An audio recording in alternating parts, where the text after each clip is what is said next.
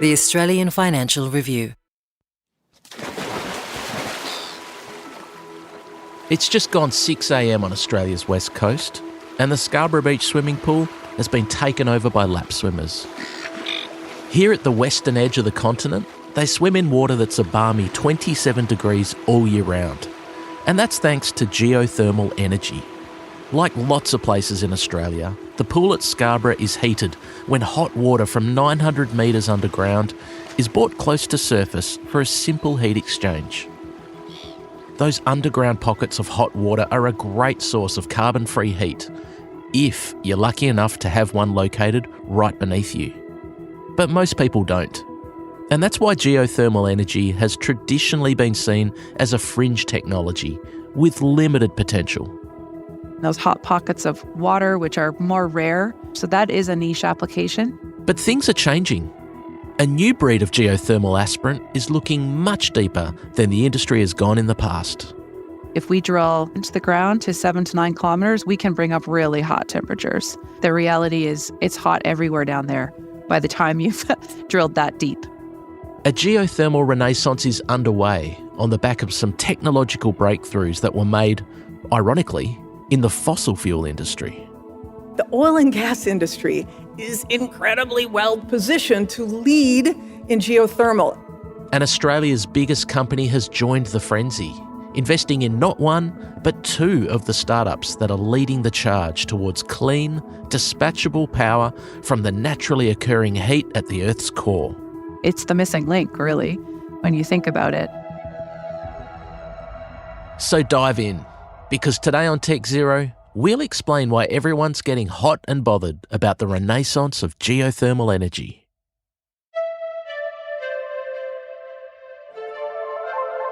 Promising action on climate change is the easy part. Delivery is so much harder, and right now, the world is finding it hard to live up to its promises to tackle emissions. But not everyone's given up. I'm Peter Kerr, and welcome to the Tech Zero podcast, where we bring you the big green ideas that could get us to net zero and the people risking everything to make them work.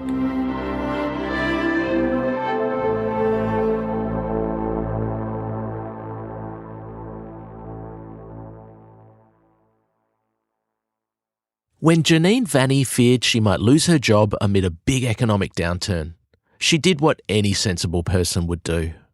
She went to the pub.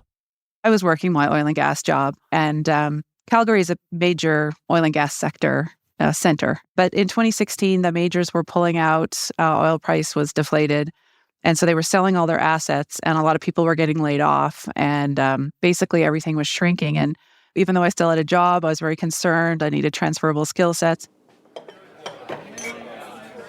Janine is a geologist by training, and that night at the pub in Calgary, she and her buddy Matt got talking to a businessman named Paul Cairns. And he was wondering whether the abandoned wells that the oil companies were leaving behind could be converted into geothermal energy wells. He said, guys, I got this great idea, and I want to know, like, from a geological perspective, if this can work, and from a physics perspective, can this work? Will you help me? And we said, well, do you have any money to pay us? And he said, well, no. And I said, okay, I'll help you anyway. That night, around a table at the pub, a new startup was born. It was called Ever, and its mission was to take geothermal energy to the next level.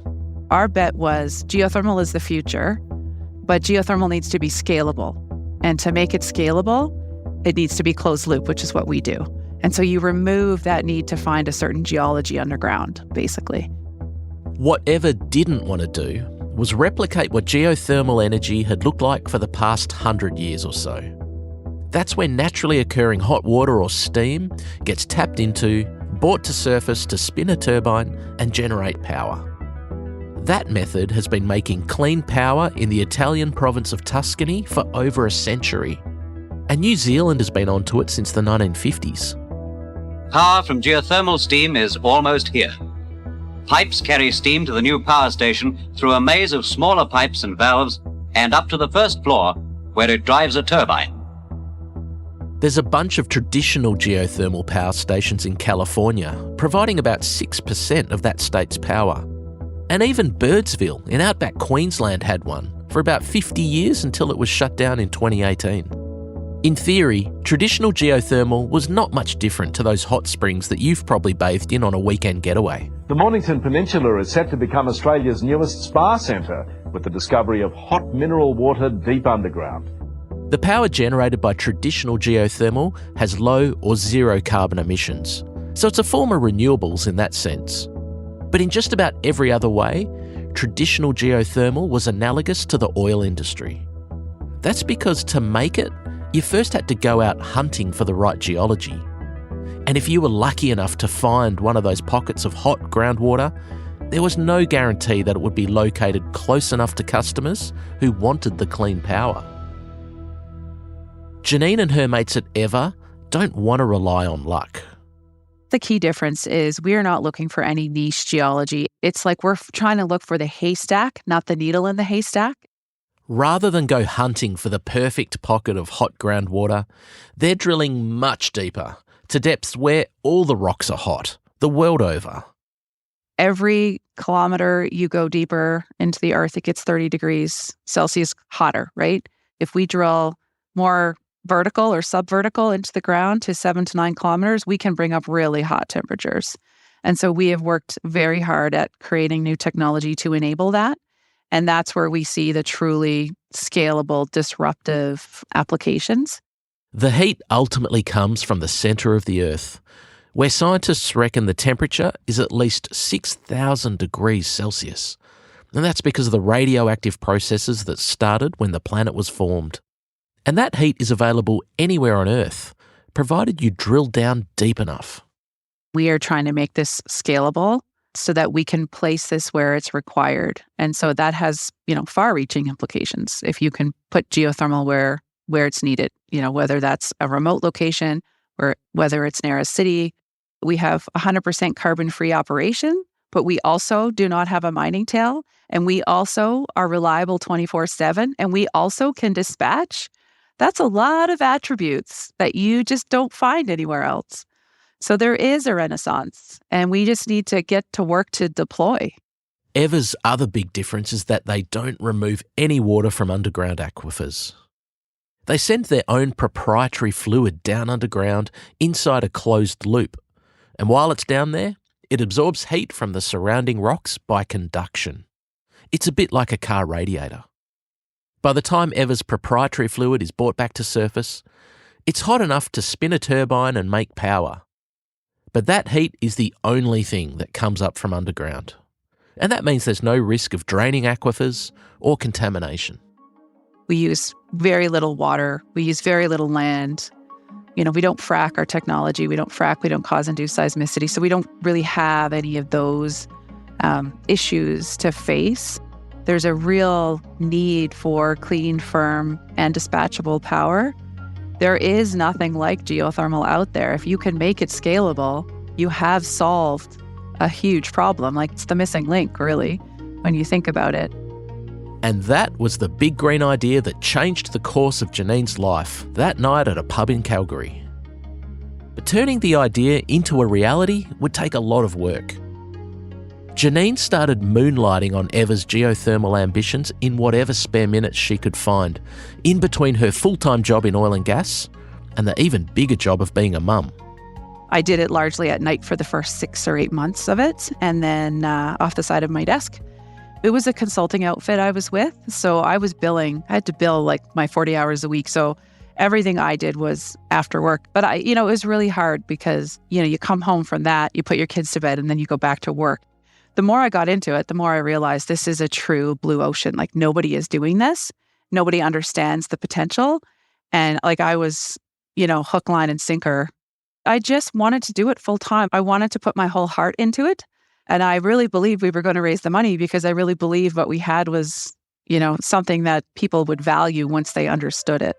And it was really risky, but talked it over with my husband, and he had a stable job, and he said, okay, go take a risk, go do it. On the other side of this break, we'll find out what happened when Janine quit her day job and chased that big green idea.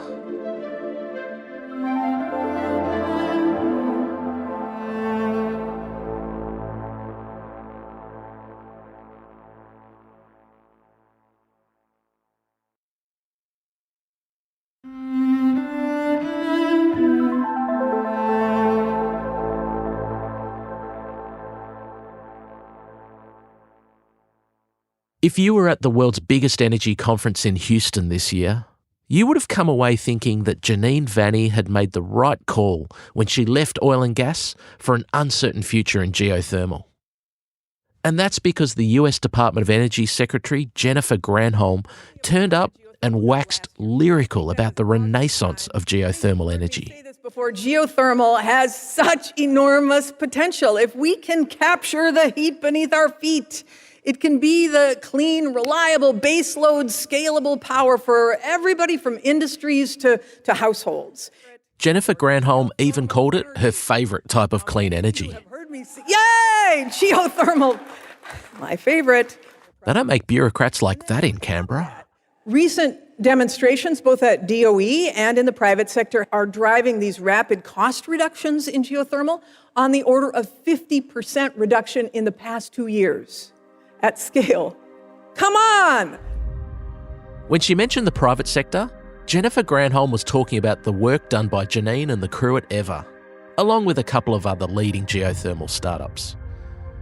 Granholm published a report on geothermal that day, which particularly highlighted a test well that EVA had drilled in New Mexico, which went 5.5 kilometres deep and found rock temperatures at about 250 degrees Celsius. Granholm's report set a target for US production of next-generation geothermal, as they call it, to rise from almost zero to between 2 and 5 gigawatts by 2030. And she estimated to build that much would cost about $20 billion US. But she wasn't finished there. By 2050, Granholm wants companies like EVA to supply the US with 90 gigawatts of clean, reliable power. And to put 90 gigawatts in context, the US is currently the world's biggest geothermal energy producer, but its total capacity stands at less than 4 gigawatts. So Jennifer Granholm's talking about a 24-fold increase in the next 26 years. This market is significant.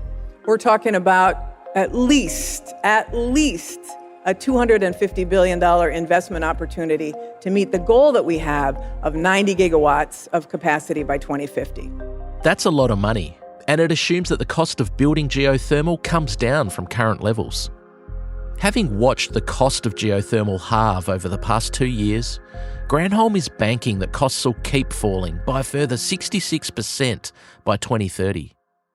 And Janine is confident that costs will continue to fall.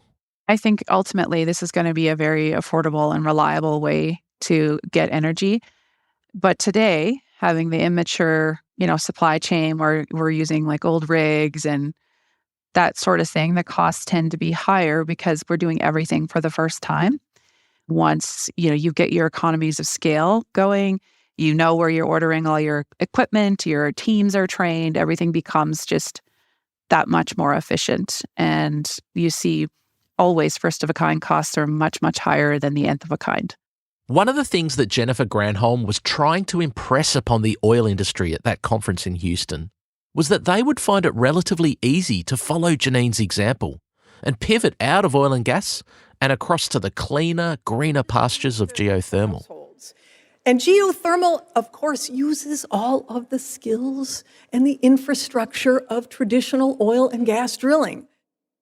If there's one thing I want you to take away from this podcast, it's this next bit. Our understanding of the world's energy supply completely changed about 15 years ago, when the oil and gas industry in the US made some big breakthroughs in horizontal drilling. I want you to get a picture in your mind's eye of a traditional oil well. Like the ones that gushed black gold on the Beverly Hillbillies. Oil, that is. Black gold. Texas tea. If you've got a picture in your mind now, they're vertical, aren't they? They tend to drill straight down into the earth.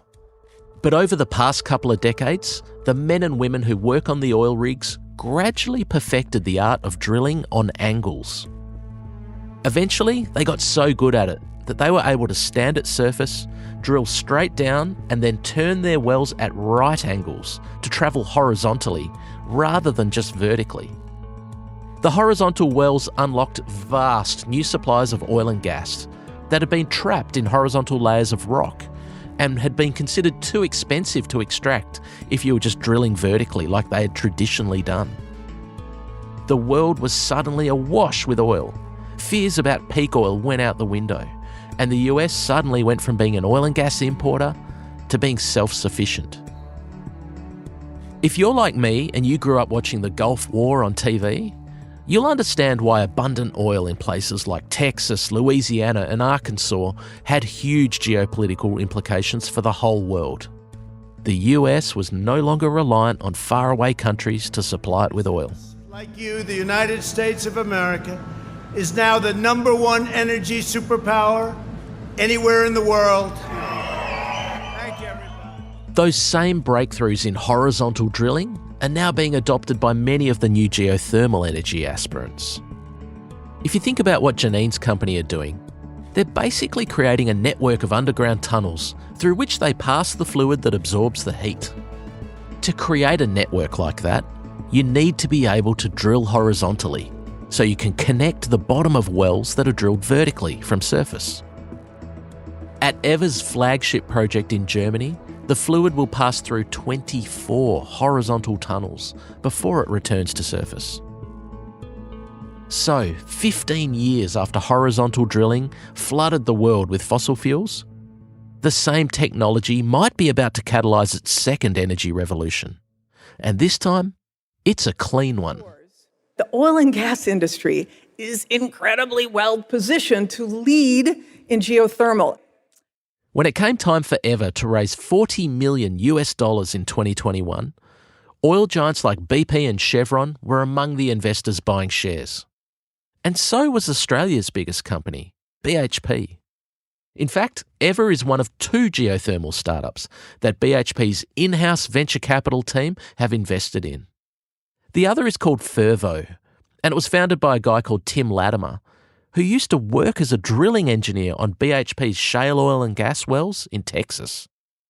Speaking at a big oil conference in 2023, Latimer said he realised there might be wider applications for the revolution in horizontal drilling that he had witnessed in the Texas oil fields back in those days.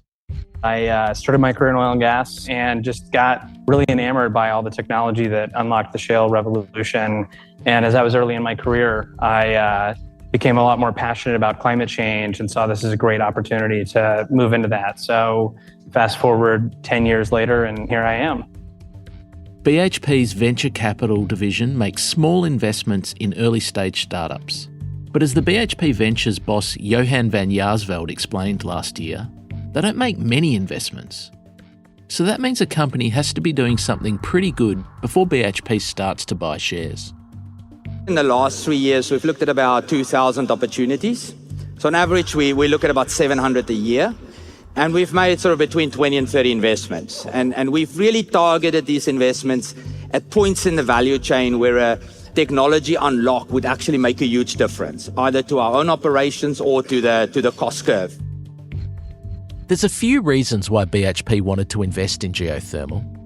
First of all, many BHP mines are in remote locations far away from electricity grids.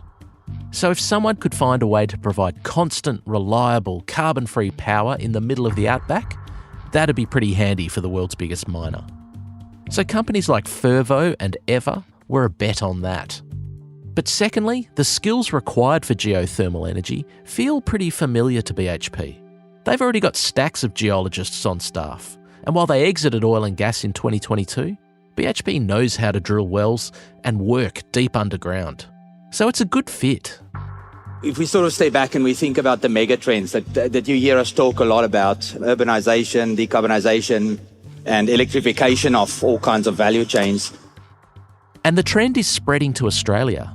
We've seen some companies list on the ASX hoping to do geothermal very close to BHP's copper mines in South Australia. They've got tenements very close to BHP's Olympic Dam, with the hope that one day they might supply geothermal power into Australia's most famous copper province. In terms of strategy, we needed to think about how do we play these megatrends, because they're going to absolutely change our lives, and they're going to change the way we live. They're going to change almost the way the world operates, in a sense. It's easy to depict the fossil fuel incumbents on one hand and the clean energy startups like Ever on the other hand as being on opposite sides in a battle for supremacy. But Janine's personal journey and the fact that oil companies are shareholders in Ever shows that the truth is a bit less binary than that. And if Jennifer Granholm gets her way, the big oil companies of today will become the geothermal energy producers of tomorrow. Key barriers have already been taken out of the way. For example, all federal oil and gas leases can be converted to geothermal leases without having to go through any permitting review. Come on! Many of you can repurpose your permits and use your existing workforce literally today to build new geothermal projects. If you think about it, Janine Vanny is a living example of this shift from old energy to new energy. At times in our culture, we talk about these old industries and these new industries, but it feels like we're going to need the old skills to make the new industries work. 100%. When I realized geothermal is renewable and I can work as a geologist in using all the same skills, all the same workflows for the most part in renewables, this exists. Like, it was a big aha moment for me. I definitely think we're having a bit of a crisis when it comes to geoscience, because a lot of young people associate like dirty big oil or things they can't be proud of, and they're scared to go into the field. And as a result of that, we're not getting enough students coming out. The energy transformation, however you want to call that, is going to suffer from a lack of skilled knowledge workers in the geosciences. So it is very relevant. If everything goes to plan, EVER will be selling geothermal energy from its first commercial project in Germany by Christmas. 8 years after that fateful night at a pub in Calgary, a big green idea is about to become a revenue-generating reality. What would you say to people who might listen to this who have a bit of a big green idea? Like, would you encourage them to sort of take the jump? Yes, I would. I would also encourage them to look after themselves, because entrepreneurship is a roller coaster and it's a lot of work and a lot of uncertainty. And you have to dig deep a lot. And if you don't look after yourself and step away, things can get pretty rough.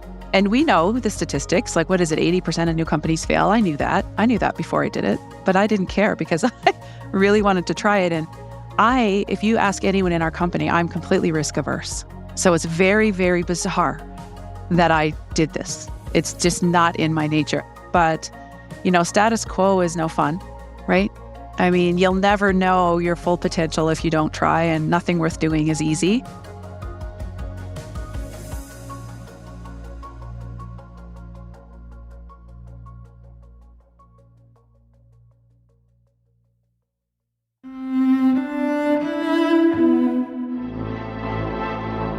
Thanks for listening to Tech Zero. Join us in 2 weeks' time when one of the most powerful people in the global energy industry will join us to tell us where the world's at on the path to net zero. This podcast was hosted and written by me, Peter Kerr. It was produced by LapFan with video and audio assistance by Alex Gow. And Alex also provided our wonderful theme music. It was edited and sound designed by Martin Peralta, and the executive producer is Fiona Buffini. If you like the show and want to hear more, follow us wherever you get your podcasts, and consider rating and reviewing us, as it helps us find others. At the Financial Review, we investigate the big stories about markets, business and power. To subscribe to the Financial Review, go to afr.com/subscribe. You can also get in touch with us here at techzero@afr.com. Tech Zero is part of the Financial Review's Carbon Challenge franchise.